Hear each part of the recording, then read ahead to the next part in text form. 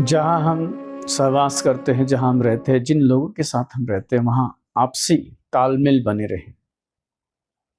आपसी अगर तालमेल नहीं है, आपस में रंजिश है, दुश्मनी है, आपस में वैर है, तो तुम्हें कभी सुख चैन से जीने नहीं देगा। सुख की कुंजी है कि आपस में हम मिलजुल के रहे। सुख हो संघर्ष सामग्री, सुखा संघर्ष सामग्री। संघ में एकता का होना है, एक साथ विचरण करना, एक दूसरे का आदर सत्कार करना, एक दूसरे की बातों को मानना, एक दूसरे को तुल्य देना, एक दूसरे का महत्व समझना। ये बहुत महत्वपूर्ण होता है अगर सुख से जीना है तो। चाहे तुम परिवार में रहो, समाज में रहो, देश में रहो, एक दूसरे का ख्याल किए बिना तुम जी नहीं सकते सुख से।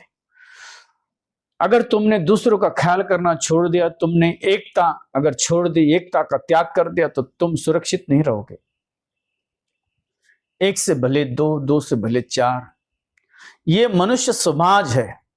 मनुष्य समाज जब समाज में रहता है तो उसकी सुरक्षितता बढ़ती है, उसका सुख बढ़ता है। इसलिए महापुरुष, ज्ञानी पुरुष, बुद्ध पुरुष कहते हैं सुखा संघर्ष सामग्री। साथ में रहने से सुख बढ़ता है, सुख मिलता है। ये सुखमय है, ये सुख प्रदान करता है, सुख उत्पन्न करने वाला होता है, लेकिन हम उसके विपरीत रहते हैं। आश्चर्य की बात है, जिनसे हमारा सरोकार है, जिनसे हमारा मेल मिलाप होना है, जिनके साथ हम रहते हैं, सालों सदी रहते, उनसे हम लड़ते झगड़ते, उनसे वाद विवाद करते हैं। जिनके हम साथ नहीं होते, जिनसे हमें कोई लेना देना, उनसे हमारा कोई पंगा नहीं होता, उनसे कोई झगड़ा फिसाद नहीं होता।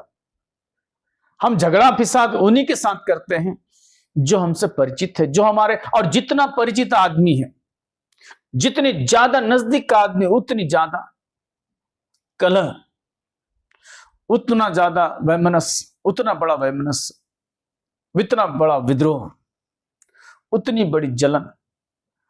तुम राष्ट्रपति, प्रधानमंत्री जो दूर बैठे हैं दिल्ली में, वो क्या कर रहे हैं, उससे तुम जलन महसूस नहीं करते। तुम्हारा वह उनके साथ नहीं। तुम जिनके साथ उठते बैठते हो, जिनके साथ एक ही घर, एक ही छत के नीचे रहते हो, उनसे तुम्हारा वैमनस्य, वैर है। और ये सदियों से चलता आ रहा है, और सदियों से महापुरुषों ने यही बताया कि वैर से वैर शांत नहीं होता, प्रेम से होगा। सुख से रहो जहां तुम रहते हो। अपने पड़ोसी, इर्द गिर्द के लोग, उनको भी तुम प्रेम और स्नेह की दृष्टि से देखो। तुम्हारा झगड़ा भीतर है, तुम्हारे घर में है, तुम्हारे अड़ोसी पड़ोसियों के साथ है, जबकि होना उल्टा चाहिए। जबकि तुमने एक दूसरे का ख्याल रखना चाहिए। जिस परिवार में तुम रहते हो, एक दूसरे का काम करना चाहिए, एक दूसरे के काम आना चाहिए। पड़ोसी एक दूसरे के काम आने वाले लायक, एक दूसरे के काम आनी चाहिए, एक दूसरे के प्रति प्रेम और स्नेह होना चाहिए। लेकिन हम लड़ने के लिए उतार हुए हैं। उनकी देखी देखा हमको सहन नहीं होती है, मन में सहजता नहीं है। उसने घर बना लिया तो ईर्ष्या पैदा होगी। उसकी बेटी अच्छी जगह भी आए तो मन में ईर्ष्या जागी, मेरा नहीं अच्छा, उसका हुआ। तो आदमी ऐसे कलुषित भाव से, ऐसी घृणा से, ऐसी गंदगी से, ऐसे विष से भरा हुआ है। और हम शांति की अपेक्षा कर रहे हैं, तो शांति कैसे मिलेगी?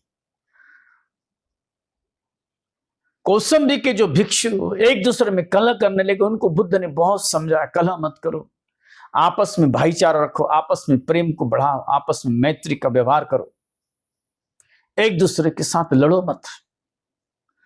और अनेक उदाहरण दिए, बुद्ध ने खुद ही बताया। बुद्ध ने यह भी कहा कि वैर से वैर शांत नहीं होता। और ये बात ही छोड़ दो कि उसने मुझे ऐसा कहा, वैसा कहा, ये बात ही छोड़ो, बुद्ध ने पहले कह दिया। फिर बुद्ध ने उदाहरण दिए। बुद्ध ने वटक जातक को भी बताया। लटुकी का जातक, चीटी का जातक, जिस सर्वसाधारण चीटी ने हाथी की जान ले ली, आपस में मैत्री बढ़ाई, 4 लोग साथ में ले लिए, वो दुर्बल। दुर्बलता उतने मायने नहीं रखती, दुर्बलता महत्वपूर्ण नहीं है। महत्वपूर्ण है एकता, तुम्हारा होश, तुम क्या कर रहे हो। यद्यपि तुम्हारा शरीर बहुत बड़ा है, तुम शक्तिशाली हो, विशाल काय हो, शरीर बड़ा होने से क्या होता है, मूर्ता अगर भीतर रहे तो वो तुम्हें नष्ट कर देगी। चींटी का और हाथी का कोई मुकाबला ही नहीं है। चींटी के और हाथी की हम बात भी नहीं कर सकते, हास्यास्पद है। लेकिन उस चींटी ने इतने बड़े विशाल हाथी की जान ले ली। तो तुम ध्यान रखना, तुम आपस में लड़ोगे तो खुद भी जाओगे और पूरे समूह को ले जाओगे। अपना नहीं तो अपने परिवारजनों की, अपने समाज की, अपने देश के हित की बात करो। तुम सबके मृत्यु का कारण न बनो, तुम सबके विनाश का कारण मत बनो। और इसलिए हर एक आदमी एक दूसरे के प्रति प्रेम भाव ही रहे। भगवान का हृदय सुन्न हुआ अनेक जगह पर। यहां भी घटना ऐसी हुई, भगवान ने बहुत समझा, मन सुन्न हुआ, देखा ये सुनते नहीं है, ये अपने ही हित को त्याग रहे, ये अपना हित नहीं जानते, ये अपने आप को नष्ट करने पर तुले हुए। ये देखकर बुद्ध की करुणा जागी, तो बुद्ध ने बहुत समझाया। अंततः नहीं माने तो पालिलेक वन में चले गए। पालिलेक वन में जाने से पहले बुद्ध ने 2-3 बातें उनको बताई। पहला बताया उनको लटुकी का जातक, जिसमें चींटी ने हाथी को मारा। वो हाथी वो सुनता नहीं था, औरों की बातें सुनता नहीं था, झुंड के परे और अहंकार से भरा। प्रतिशोध में चींटी ने हाथी को समाप्त कर दिया। फिर दूसरा जातक बताया, वट्टक जातक, बटेर पक्षी की कहानी। बटेर पंछी होता है तीतर की माफिक, तीतर की भांति, तीतर जैसा प्रतीत होने वाला, बिल्कुल वैसा ही, बस थोड़ा बहुत फर्क पड़ता है। मुर्गी का जैसे बच्चा, बड़ा बच्चा, अब मुर्गी हुआ नहीं, ऐसा बटेर। कोई उसको कोयल, कोयल पंछी भी कहते हैं, कोयल अलग अलग, कोयल पंछी अलग। तीतर की तरह होता है, लेकिन तीतर नहीं है।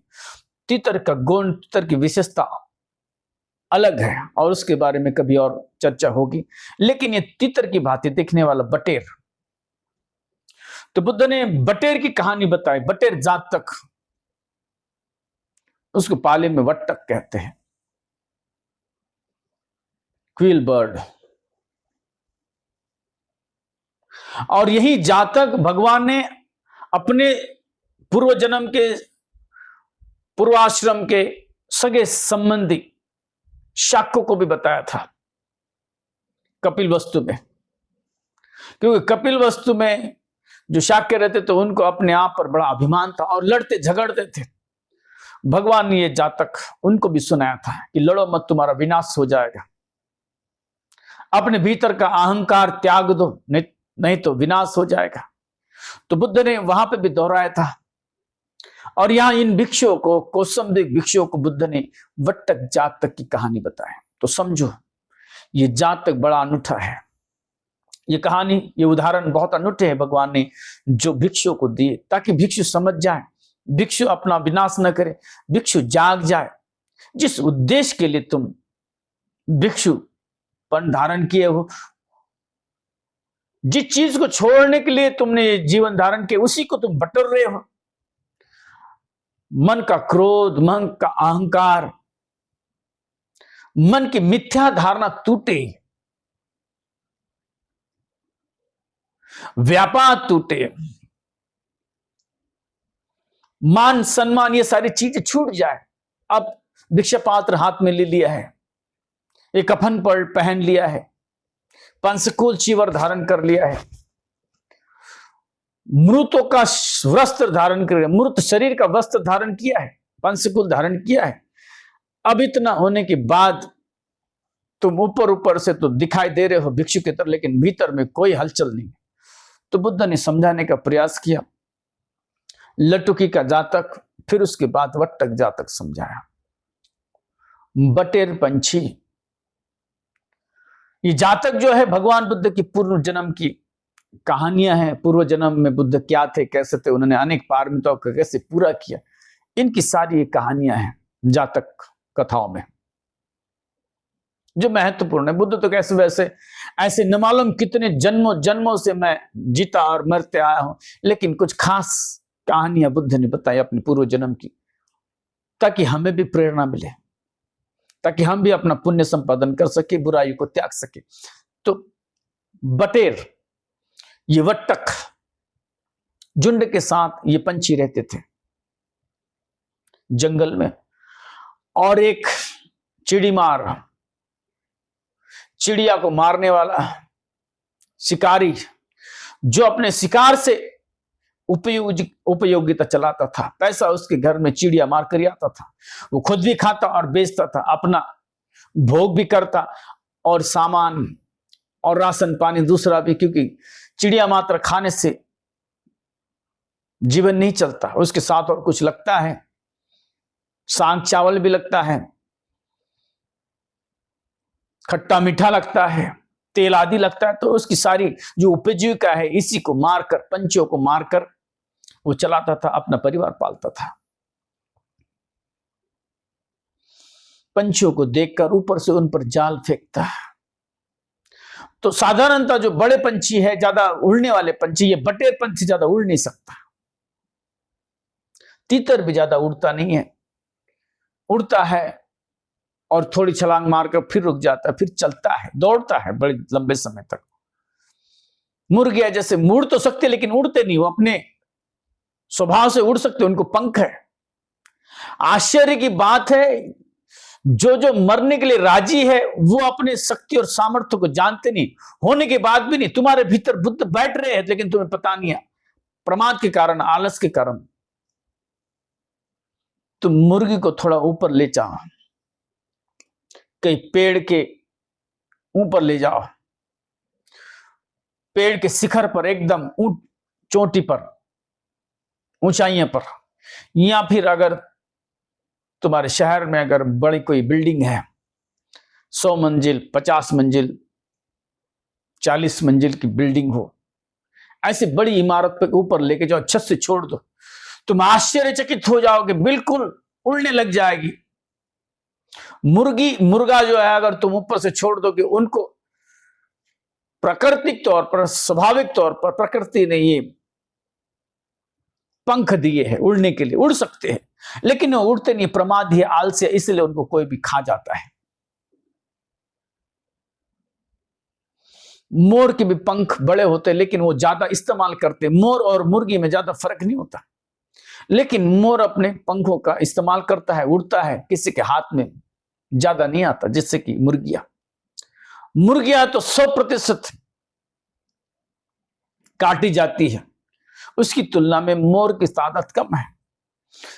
बटेर भी उसी तरह है, उसको पंख है लेकिन ज्यादा उड़ता नहीं। आदमी अपनी शक्तियों को जानता नहीं, समझता नहीं। बुद्ध तो तुम्हारे भीतर है लेकिन तुम उसको छू नहीं सकते, पा नहीं सकते, क्योंकि प्रमाद बीच में आ रहा है, आलस बीच में आ रहा है, नादानी बीच में आ रही है, और इसके चलते तुम्हारे भीतर का बुद्धत्व जो सोया पड़ा हुआ है, तुम्हें पता ही नहीं, तुम्हारी जान चली जा रही है, तुम मर रहे हो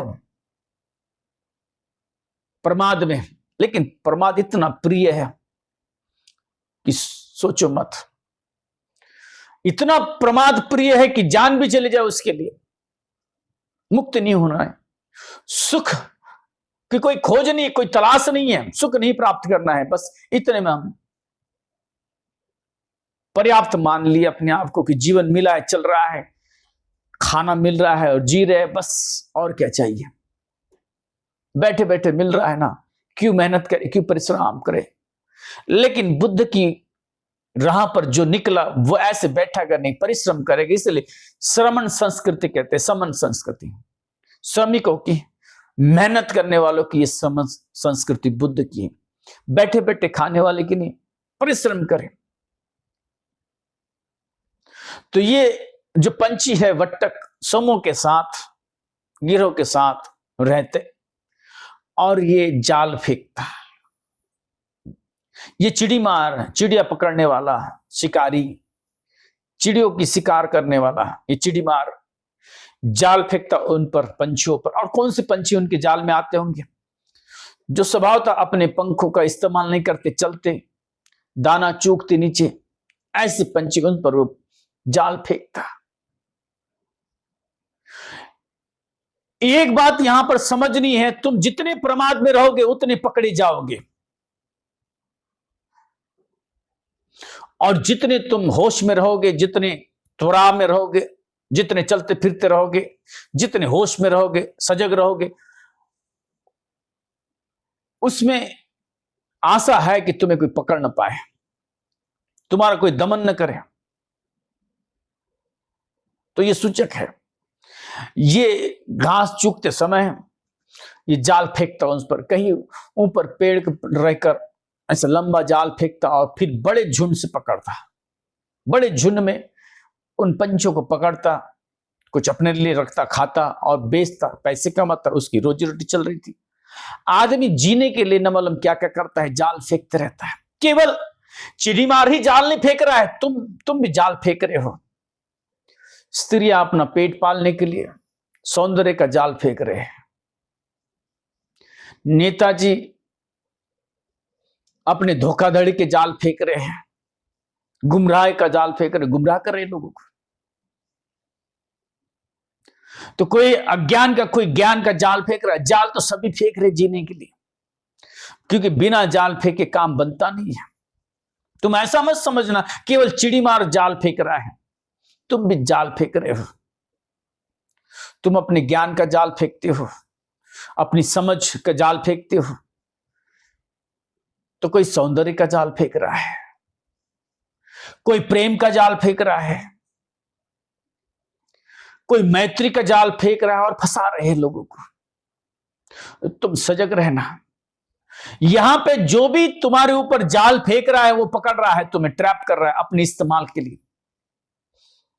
बच्चे भी तुम्हारे ऊपर जाल फेंक रहे हैं और तुम बच्चों पर जाल फेंक रहे हो। बच्चे भी तुम्हें पिता माता के नाम से पुकारते तो तुम्हें भला लगता है, अच्छा लगता है। जब उनकी सारी जरूरतें पूरी हो जाती है तो वही तुम्हें ठुकराते हैं, ठोकर मारते हैं, लातों से प्रताड़ित करते हैं। तो जब तक उनको जरूरत है तो वो अपना अपना जाल बिछा रहे हैं। तुम भी मेरा मरा कह के अपने अहंकार को भरण पोषण देने के लिए, मेरा बच्चा इतना होशियार, मेरा बच्चा इतना अच्छा, इतना सुंदर, इतना सुशील, चार लोगों में तुम उनको दिखाना चाहते हो, उन पर तुम जाल फेंकते हो कि देखो। ये सब अपने अपने फायदे की बातें हो रही है, अपने अपने अहंकार को भरण पोषण देने की बातें हो रही है। इससे सत्य का कोई सरोकार नहीं है, तो सभी जाल फेंक रहे हैं यहां पर। तो ये जाल फेंकता और पंछियों को पकड़ता। और फिर उस बटेर के झुंड में बोधिसत्व बटेर का जीवन धारण किए उनके साथ डोलता रहता। तो उसने देखा कि कोई शिकारी है और इसके हाथ में जाल है, वो जाल फेंक रहा है, अन्य पंछियों को वो पकड़ता है और ले जाता है, अपनी उपजीविका चलाता है। तो अपने साथ वाले जितने भी बटेरे उसने उसको कह दिया कि देखो भाई, अगर तुम्हारे ऊपर जाल आ भी जाए तो जाल में छेद होते हैं। और जैसे कि मैंने कहा कि बटेर बहुत बड़ा पंछी नहीं होता और ज्यादा छोटा भी नहीं होता, तो उसकी जो गर्दन है, चोंच है, सर है, छोटा होता है। तो कहा कि जो जाल में छेद होते हैं उस छेदों से सभी लोग क्या करना, अपना सर ऊपर उठाना एक साथ, और जमीन पर अगर इस तरह से जाल फेंका जाए सबके ऊपर, तो सब लोग एक साथ ताकत लगाना। तुम अगर जाल में आ भी जाओ, हम लोग अगर साथ में सभी जाल में आ भी जाएं तो क्या करेंगे, अपना अपना सर जाल के ऊपर उठाएंगे, सब एक साथ ताकत लगाएंगे और उसको जाल सहित सभी एक साथ उड़ेंगे तो जाल भी अपने साथ उड़ जाएगा। और फिर कांटे वाली झाड़ी जिसको कांटे हैं, कांटों में बैठकर वो फंस जाएगा और फिर नीचे से हम उतर जाएंगे। वो पूरा जो जाल वैसा का वैसा ले जाकर कोई कांटे वाले कांटेदार पेड़ पर, झाड़ियों पर हम बैठ जाएंगे और फिर नीचे से उतर जाएंगे, अपनी रक्षा कर लेंगे, भाग जाएंगे नीचे से। और जब ये आएगा निकालने के लिए अपना जाल तो उसको दिक्कत होगी, उसको कांटे चुभेंगे और उसको समय लगेगा, मध्याह्न हो जाएगा, उसका समय हो जाएगा, फिर वो वापस चला जाएगा। उस तरह से अपनी रक्षा होगी। तो अपने रक्षा के साधन बताएं। जहां भी बुद्धिमान मुखिया होता है उस परिवार में, उस समाज में, उस समुदाय में सुख होता है, सुरक्षा होती है, वो रक्षा करने के उपाय बताता है। तो इसी तरह से बोधिसत्व ने सभी बटेर को रक्षा का उपाय बताया। जब तुम पर जाल फेंका जाए तो सभी एक ताकत लगाना, एक साथ जोरों की ताकत लगाना और सब मिलकर उसको उड़ा ले जाना। अब फिर ऐसा अनेक बार हुआ। ये चिड़ीमार उन बटेरों पर जाल फेंकता और सभी एक साथ ताकत लगाते और उस जाल को उड़ा ले जाते और फिर किसी कांटे वाले बड़ी झाड़ियों में जाके बैठते और उसमें वो फंस जाता, जाल फंस जाता। वो जब जाल निकालने आता तो उसको बड़ा समय लगता था और ये निकल जाते नीचे के रास्ते से, पेड़ कर होकर निकल जाते थे। ये तो इनकी रक्षा होती थी। तो ऐसा बहुत दिनों तक चला। अब आपस में सामंजस्य, एकता है, सामग्री है, एक दूसरे का हम सोच रहे, अपना भी सोच रहे, सबका सोच रहे, तो बड़ी अच्छी चल रही थी, बड़ी अच्छी कट रही थी बटेरों की। जहां जहां हार और जीत की बात आए, जहां जहां युद्ध होगा, जहां जहां हिंसा होगी, वहां अगर एक जीतता है तो एक हारता है। इसलिए इस हार जीत को त्यागो, इसलिए युद्ध को त्यागो, इसलिए जीत को छोड़ ही दो। अब ऐसा हुआ, ये मारना चाहता था, ये पकड़ना चाहता था, हिंसा करना चाहता था। अब हिंसा इनकी तो न हो पाए, ये तो बचे, लेकिन इसकी रोजी रोटी चूक गई। अब इसको नुकसान सहना पड़ रहा है। ये घर लौटता है, अनेक दिन हो गए ये घर लौटता है। अब पत्नी ने देखा ये कुछ ला नहीं रहा है, बहुत दिन हो गए ये खाली हाथ रहा है। 1 दिन 2 दिन 4 दिन ऐसे दिन बीत रहे हैं और इनकी ऐसी जान बची जा रही है। और इधर पत्नी संदेह उत्पन्न कर रही है। घर परिवार का ये दुख है। आदमी पत्नी के लिए कितना भी कमाए, पत्नियां खुश नहीं होती है। और उसमें अगर थोड़ी बहुत बात इधर उधर हो जाए तो तुरंत वो संदेह पैदा कर देगी। उसने पूछा, क्या कोई तुम्हारा बाहर भी है जिसको तुम्हें पैसा वैसा देना पड़ता है, तुम कुछ घर ला नहीं रहे हो? पारिवारिक कम से कम 25% झगड़े इससे होते हैं। पति पैसा लेकर आता है, घर में देता है, निरंतर जो चल रहा है, पैसा दिख रहा है। अब जब पैसा दिखना कम हो जाए, उसकी पता नहीं क्या हालत है, आदमी न मालूम किस हालत से गुजर रहा है, वो उधार लेता है, कर्जा लेता है। वो कर्जे से नहीं मरता, पत्नी के संदेह से मरता है। पत्नी की जो भूख है, पत्नी की जो अभिलाषा है, पत्नी की आशा है, वो पूरी नहीं हो जाने के ताने सुन सुनकर वो मर जाता है। तो जरा समझो,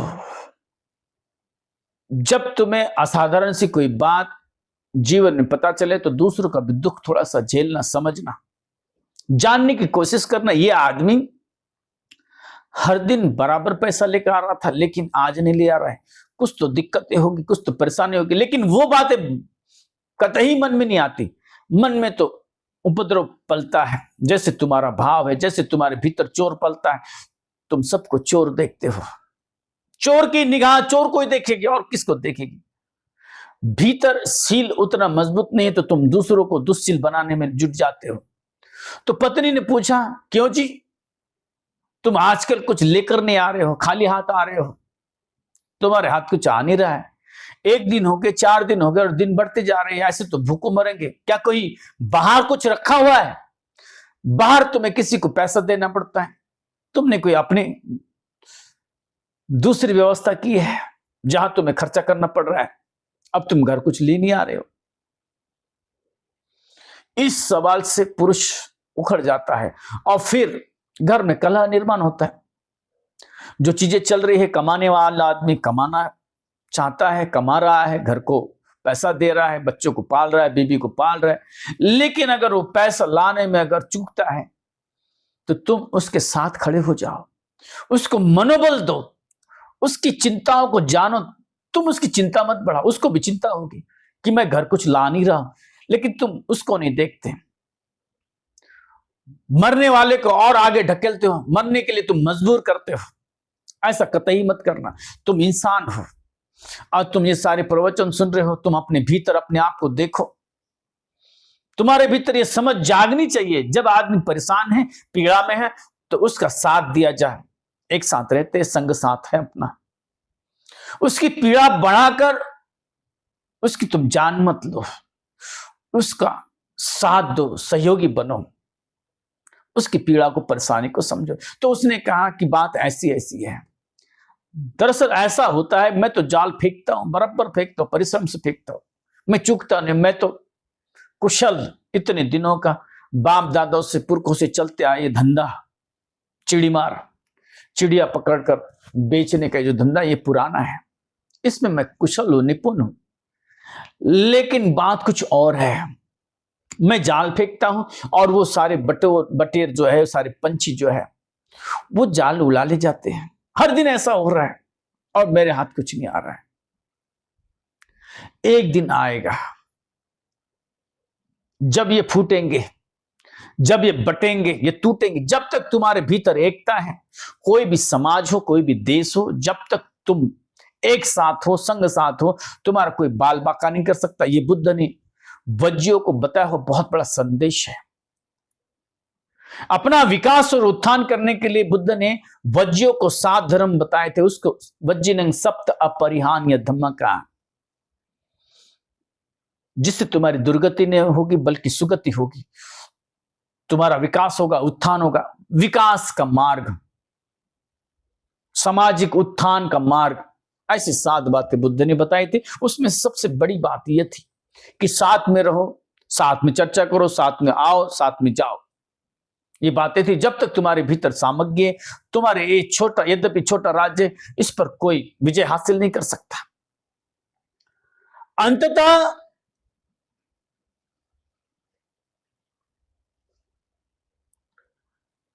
उनके भीतर कोई फूट डालने वाला पैदा हो, पता चली बात ये क्या राज है इनका।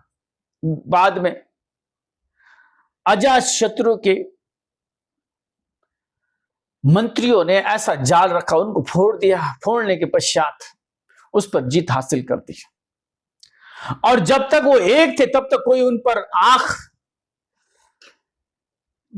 उठाकर भी देख नहीं सकता था, कोई साहस नहीं करता था। उतना साम्राज्य छोटा होने के बाद भी शक्तिशाली था। लेकिन जैसे उनमें फूट पड़ी, वो खुद ही पराजित हो गए। तो ऐसी बात इसने कही कि देखो, तुम ज्यादा चिंतित मत हो, आज नहीं कल वो बटेंगे, और बटने के बाद फिर जैसा था वैसे चलते रहेगा। इनको मैं अपने थैले में भरकर, झोले में भरकर ले आऊंगा, तुम चिंता मत करो।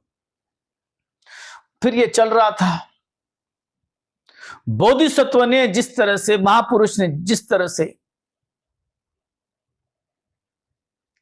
सलाह दी थी, उस सलाह को लेकर चल रहे तो सबका हित हो रहा था, सब लोग जीवित थे।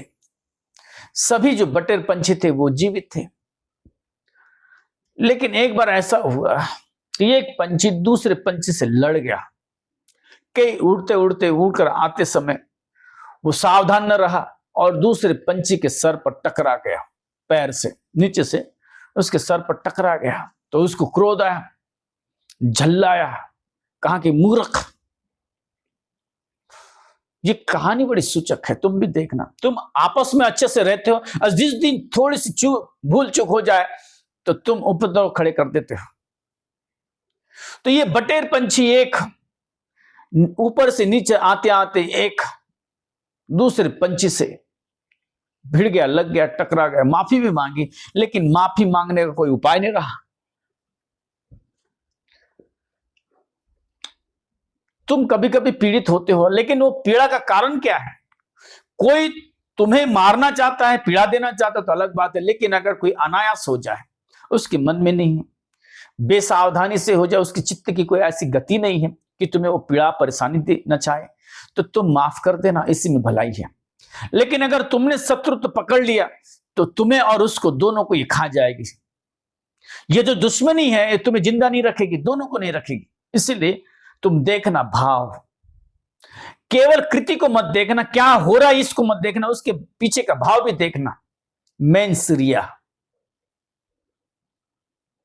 मन का चित्त, स्वभाव का भाव, स्वभाव धर्म भी देखना चाहिए। मेंसरिया, उसके पीछे की अवधारणा कैसे, उसकी मन की दशा क्या थी जब उसने मारा पीटा, बोला, गलती से हो गया, असावधानी से हुआ क्या है। तो दुश्मनी बांधने से पहले थोड़ा समझना, अगर तुम किसी की छोटी मोटी भूल को तुम अगर माफ न कर दो तो तुम्हारा जीवन दुभर हो जाएगा। तो ऐसा ही हुआ, उसने क्षमा मांगने का प्रयास किया, लेकिन उसको ताना देते रहे और फिर उसके साथ में 2-4 लोग हो गए। जब भी झगड़ा फिसाद होगा, ये मनुष्य का जीवन हमें इसलिए मिला है कि भीतर बहुत गंदगी है, विष है। यह तन विष की बेदरी, विष भरा पड़ा है, जहर भरा पड़ा है, और ये के मन में नहीं, सभी के मन में है, सभी जीवों के मन में ये भाव है। इसलिए तो हम मुक्त नहीं हो पा रहे हैं। मुक्त न होने का कारण यही है कि ये आपस में जो रंजिश है, ये आज की नहीं है, बहुत पुरानी है। ये एक आदमी अगर गलत हो तो उसको 4 लोग हिम्मत देने जुट जाते हैं, और एक आदमी पीड़ित हो तो उसको 4 लोग सांत्वना देने पहुंच जाते, 4 लोग हो जाते उसके साथ। अब जब संग साथ 4 होते तो इतनी भी कोई बड़ी बात थी। पीड़ित आदमी अपना दुख से रोता है, और पीड़ित करने वाला, जिससे वो कोई गुनाह हो जाता है, दोष हो जाता है, वो वकालत करना चालू करता है। किसके हाथ से नहीं होता है, गलतियां तो सबके हाथों से हो जाती है। तो फिर जब ऐसी बातें निकलती है तो जो लोग देखने वाले वो बट जाते हैं 2 भागों में, एक बचाने वाले के पक्ष में, एक मारने वाले के पक्ष में, और एक जिसको पीड़ा हुई है उसके पक्ष में।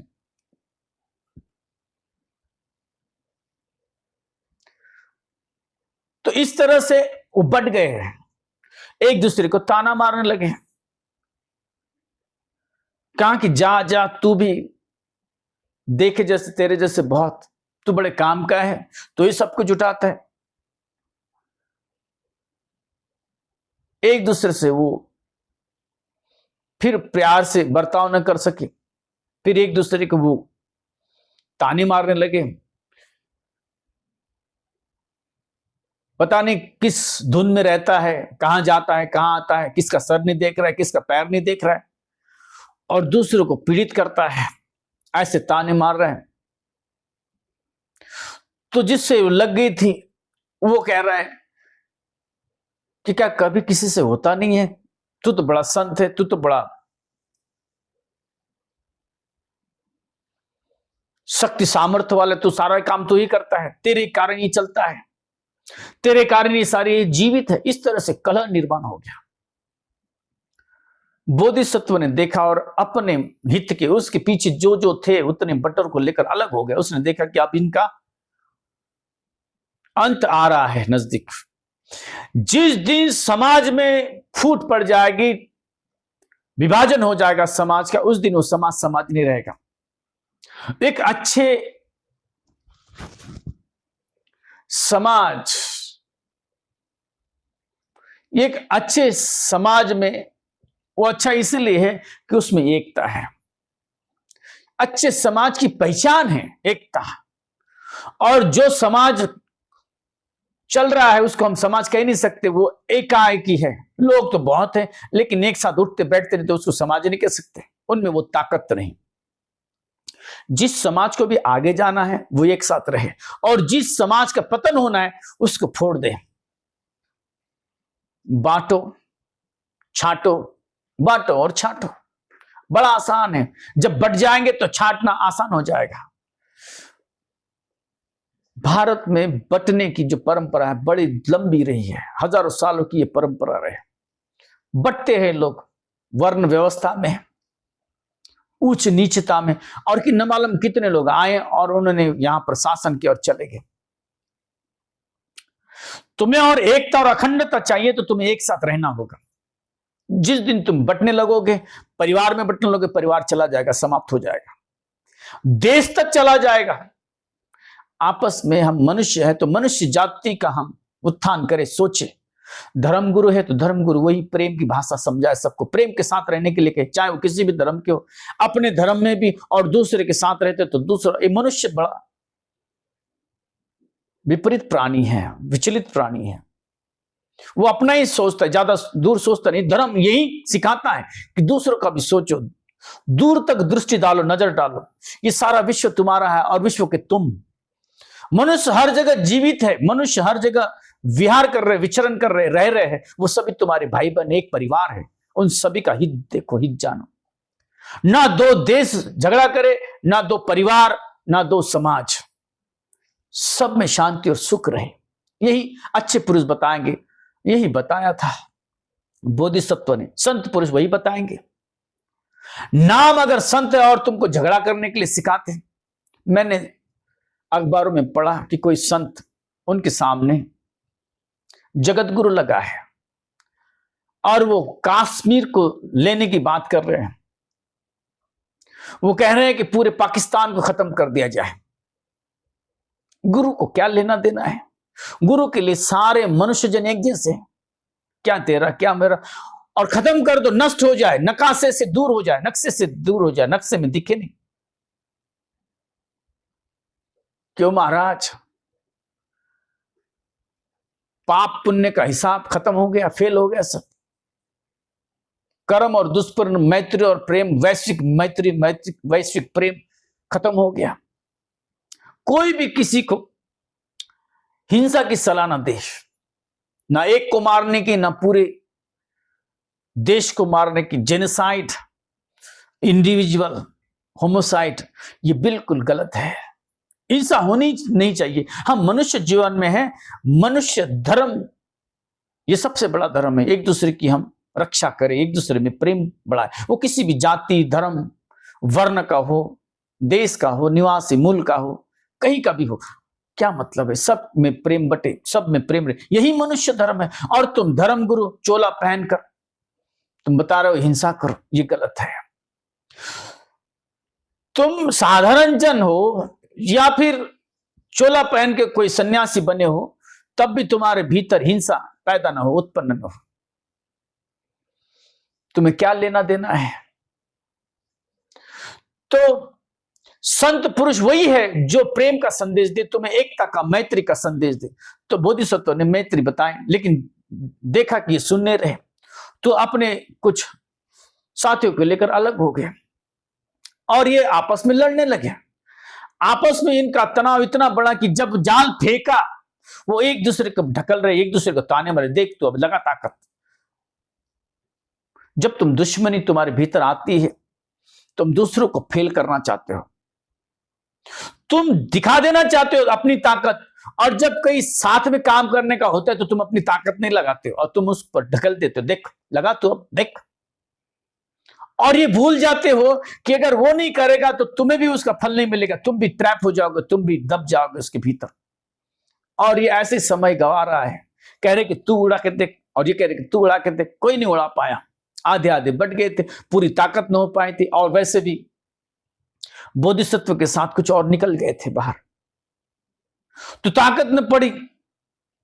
और तब तक जो है ये चिड़ी मार आ गया और सबको पकड़ लिया, धर दबोच लिया, उसने अपने झोले में भर लिया। पूरी जाति विनिष्ट हो गई, पूरे समाज को खत्म कर दिया, पूरी जाति समाप्त हो गई। ऐसा अहित होता है। भगवान ने समझाया भिक्षु को, देखो तुम आपस में लड़ो मत, बटेरों का जो हाल हुआ वैसा ही तुम्हारा हाल होगा। अपने अस्तित्व को रखने के लिए जिंदा तुम प्रेम से रहो, गुस्सा थूक दो। आपस में लड़ना, आपस में झगड़ना ठीक बात नहीं है। बुद्ध ने बहुत समझाया, बटेरों का उदाहरण दिया, लेकिन हम मानते कहां पर हैं। जब तुम्हारे भीतर अहंकार जागता है, जब तुम्हारे भीतर क्रोध जागता है, जब तुम्हारे भीतर मान जागता है, अभिमान जागता है, तो तुम अंधे हो जाते हो, बहरे हो जाते हो। कोई महापुरुष संत पुरुष तुम्हारे हित का भी कुछ कहते हैं तो तुम्हें दिखाई नहीं देता, मूढ़ता उत्पन्न हो जाती है। अपना हित पताने चले उसी को मूढ़ कहते हैं, मूर्ख कहते हैं।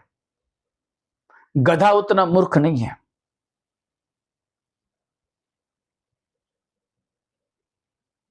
गधा उतना मूर्ख हो नहीं सकता।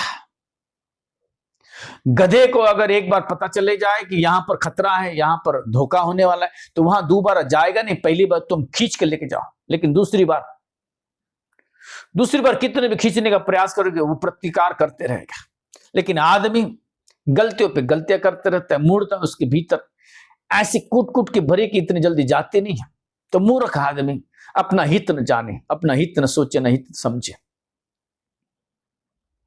तो बुद्ध ने बटेर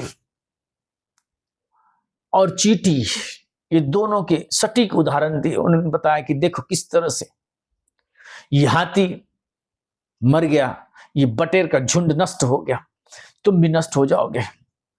जीवन में जीना है, परिवार की सुरक्षा चाहते हो, उसमें तुम भी आते हो, परिवार का तुम अंग हो, परिवार का तुम हिस्सा हो। पूरा परिवार ही नष्ट हो जाएगा, तुम्हारे साथ सारे चले जाएंगे, तुम उनके साथ चले जाओगे और तुम उनको लेकर चले जाओगे। इसलिए सावधान रहना, अपने परिजनों के लिए, अपने लिए, अपने हित के लिए, अपने समाज के लिए।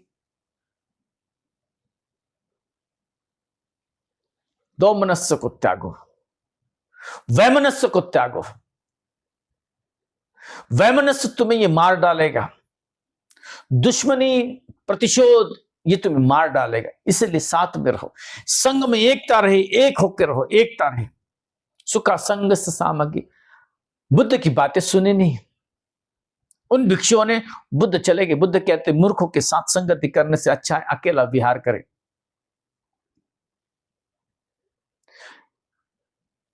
एक संग चरितंग सह्य नत्थि बाले सहायता। मूर्खों की संगति से कोई लाभ नहीं है। मूर्खों की संगति करना ये बिल्कुल गलत है। उससे अच्छा होगा कि अकेला विचरण करो। बुद्ध वहां पे चले गए पालीलेक जंगल में। पालीलेक गांव के बगल में वनखंड था और बड़े विशाल साल वृक्ष के नीचे वो बैठे, ध्यान किया। उन्होंने 3 महीने तक वहां पर ध्यान किया, 3 महीने तक वहां रुके। 1 वर्षावास, पूरा 10वां वर्षावास बुद्ध वहां रहे उस जंगल में। बाद में उससे उन्हें हाथी भी मिला। हाथी आकर वो सेवा करने लगा, बंदर भी आया, वो भी सेवा करने लगे। तो ऐसी ये घटना भिक्षु की कला की घटना है। सुनने के बाद दिल बैठ जाता है, थम जाता है। बुद्ध को ऐसे भी दिन देखने पड़े, उनको छोड़ना ही पड़ा, क्योंकि मूर्ख थे। मानने के लिए राजी नहीं थे, स्वीकार करने के लिए राजी नहीं थे। अपना हित तो उन्हें पता नहीं चल रहा था, उतारू हो गए थे मरने के लिए। तो बुद्ध उनको छोड़कर चले गए। इतना ही नहीं, दो बातें बताई विनाश की, और एक बात बताई खुशहाली की, दीर्घायु। किस तरह से आदमी दीर्घायु होता है, आदमी कैसे सुख चैन को पाता है, कैसे वैमनस्य को भूलता है, और वो कैसे मैत्री के व्यवहार से, सुख के व्यवहार से सभी एक साथ रहे से। अपना ही नहीं तो जो आश्रित है, जो तुम्हारे नीचे है, वो सारे लोग सुख का अनुभव करते, आनंद का अनुभव करते। तो ऐसा उपदेश भगवान ने कहा, दीर्घायु जातक भी बताया, दीर्घायु जातक बाद में बताएंगे। महत्वपूर्ण है, इतनी सारी बातें बताने के बाद भी तुम होश में नहीं आते, तुम्हें इतना समझाया जाए लेकिन फिर भी तुम समझते नहीं हो, क्योंकि ये भीतर जो बीज है, झगड़े फिसाद का बीज है, वो तुम्हारे भीतर जो पड़ा हुआ है पहले का बीज, उसको भरण पोषण देता तो अच्छा लगता है। क्रोध में रस आता है, अहंकार में रस आता है, वो मूल अंदर है, उस मूल को भरण पोषण मिलता है, उसका विकास होता है, बढ़ता है। फिर इसलिए बुद्ध कहते हैं क्रोध से क्रोध बढ़ता है, वैर से वैर बढ़ता है, और उसको अगर शांत करना है तो प्रेम की जरूरत है, एकता की जरूरत है, आपस में एकता मिलाप रहे, भाईचारा रहे। ये बुद्ध कहते हैं तुम अपने जीवन में सुख चाहते हो, एक साथ रहना चाहते हो, तो आपसी कलह को दूर करो, भाईचारे के साथ रहो। माँ बेटी, बहन बहन, भाई बहन, भाई भाई, पिता पुत्र, सब एक साथ रहो, समाज में सारे लोग एक साथ रहो, उसी से सुख का, आनंद का निर्माण होगा। सुखा संगस्य सामग्री, सभी सुख को प्राप्त करें, सबका मंगल हो, सबका कल्याण हो, सभी सुखी रहे।